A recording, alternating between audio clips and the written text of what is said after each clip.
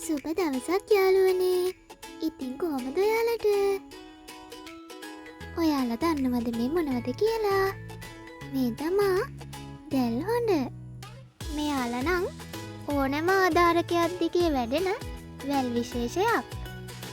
හැබැයි දැන් ගොඩක් ගෙවතුවල මේ වැල් විශේෂය දකින්න ලැබෙන්නේ හරිම අඩුවෙන්. ඒ විතරක් නෙවෙයි. මේ දැල් හොඬ ගෙඩිය වටේට තියෙන දැලක් වගේ ආවරණය නිසා තමයි මේ ශාකයට දැල් හොඬ කියන නම ලැබිලා තියෙන්නේ.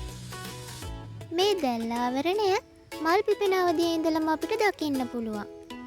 මල් පිපෙන කාලේ ඉඳලම මේ වැල් වල හැදෙන ගෙඩි පලිබෝධක සතුන්ගෙන් ආරක්ෂා කරගන්න ඕන නිසා තමයි සෝබාදහමෙන්ම මේ දැල් ආවරණය නිර්මාණය වෙලා තියෙන්නේ. මේ වැල් වලත් හැදෙනවා හරිම දැකුම් කළු මලක්. මේ මල්වල පෙති සුදු පාටයි.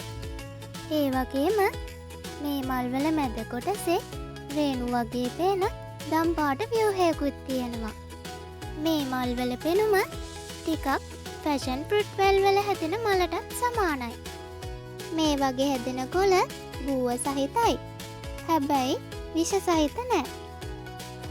මේ වැල් වල හැදෙන ටෙන්ඩ්‍රිල් එක නැත්නම් දඟරාකාර කොටසෙන් තමයි ආධාරකය අල්ලාගෙන ඉන්නේ. ශාකයට ආධාරකය දිගේ පහසුවෙන් වැඩෙන්න මේ ටෙන්ඩ්‍රිල් එකෙන් ලොකු සපෝට් එකක් ලැබෙනවා. ගොඩක් අය දන්නේ මේ වැල් වල හැදෙන පළතුර ගැන විතරයිනේ. ඒ වුණාට මේ වැල් වල හැදෙන දළුත්, ඒ කියන්නේ ලපටි කොළත්, කැඳ වගේම මැල්ලුම් වශයෙන් භාවිතයට ගන්නවා. අපේ ශරීරයේ තියෙන කොලෙස්ටරෝල් පාලනය කරන්නත් මේක ගොඩාක් හොඳ ඔසුවක්. මේ දැල් ආවරණය ඇතුලේ තියෙන දැල් හොඬ ගෙඩිවල මතු පිට පෙනුම බැලූ බැල්මට නම් පුංචි කොමඩු ගෙඩි වගේ. හැබැයි ඉතින් හරිම කුඩායි.